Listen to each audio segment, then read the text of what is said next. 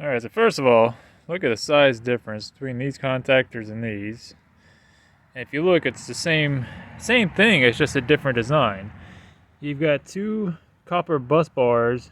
You know, this is one unit that was actually designed to be what it is. This is an older design of two units took together to make one. So you can see the two bus bars over here, and you can see you would have one and two bus bars over here. And then also, you would have this spot right here, which is this spot here. You have this spot here, which is that spot right there. And look, there's D2. Oh, that's right there. It's the same thing.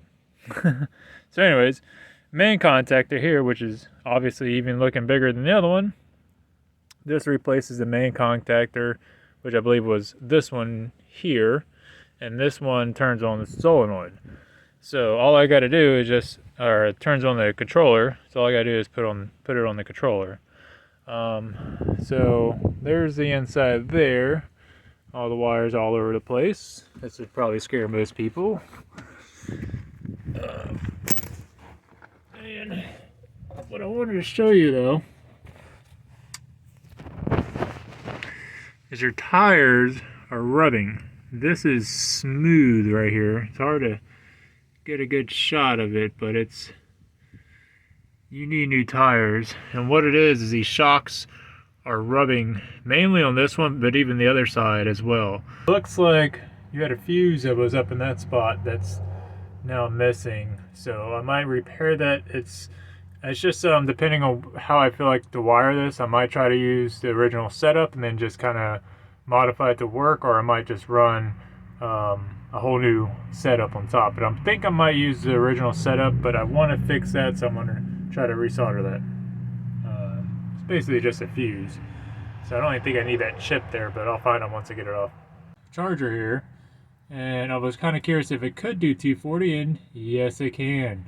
So you can use this car with this charger and that $100 plug and get rid of that plug up there and put an actual EV regular charger plug that's on all electric cars, and you can charge this guy at any charging station. Alright, so I have it in there. I actually used one of the existing bolts holes right there. I'm going to have to make a bracket to kind of hold this side over here, but that's pretty much where it's going to be. And I've already established A1, which is the positive cable going to the back. That goes to the fuse, and we have negative plus right here, which has two wires. So I took this bar off that went right across there. I took that off because I had an extra wire here that was connected already, and just kind of routed that over, which that has a negative Nancy on there. And here we are. So now I'm going to work on the negative side and just kind of do it piece by piece until I get this puzzle all together. Alright, I'm back. So now I have L plus has gone onto this top bolt up on here. This and this is connected through this bar that goes to the middle. So if you look at the older design, you can kind of figure out how that works. It's very similar. So the next one that goes over here is going to be I negative. And the other thing I did was clean all these terminals off. I'm using a flap wheel with like a 120 grit or something. And then also got to put some ox solder in there. That'll protect it from getting any kind of corrosion. Kind of fills in the gaps as well. Alright. Repair job on that fuse right there. Looks like something to do with the fuse pre-charge relay. Got a few things to loom up. The pedal is in. I got a mess to clean up. There's a gauge that I just installed. So this is going to go in here, and I'm just going to kind of piggy it back on here and kind of wrap it up so it doesn't make any contact with the battery. Right now I'm going through these cables. I cannot stand this. This looks horrible. I don't know what the hell is going on there. They got two different style cables here. We got a really fat cable here. So I'm assuming this is a 6 gauge. This looks like a 4 gauge. I have 2 gauge on there now. And the other thing that just really annoyed me is just the nuts on there by itself. You know, there's no corrosion protection. You can already see it starting to rust. It's just, you got to put you got to put everything that's supposed to go in there. That's what's supposed to go in there: a washer, a lock washer, and a nut. This is so you don't lose connection and start generating a bunch of heat and melt your terminals. Also, you want to put the aux guard on there, because that's going to prevent stuff like that rust and everything else. It makes a nice good connection, especially when you're taking 2 different kind of metals and putting them together and running high current voltage through them. So that's where we're at now. I'm going to do something with this dash because the pieces are all just kind of broken off there.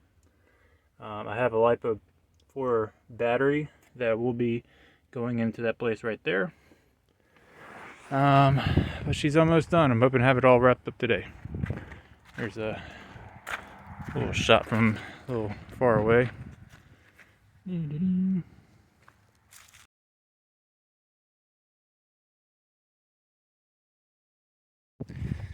Alright, it's not your typical golf cart.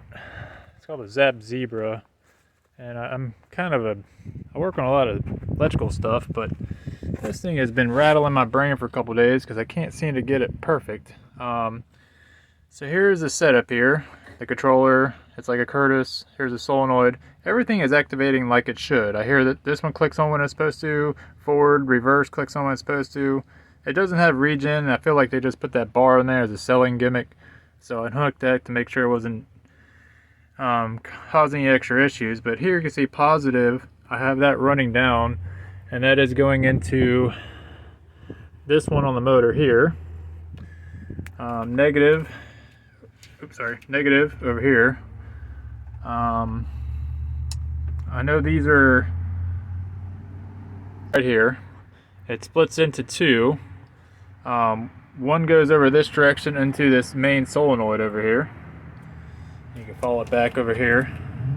The next one goes all the way back into the motor and goes onto this post right here. This wire here, that should be the opposite side for power. I'll follow that down. I really wish they would have used same color wires. I have that guy coming in right here. This guy right here is motor negative. He is going back and into, wait, that one's there.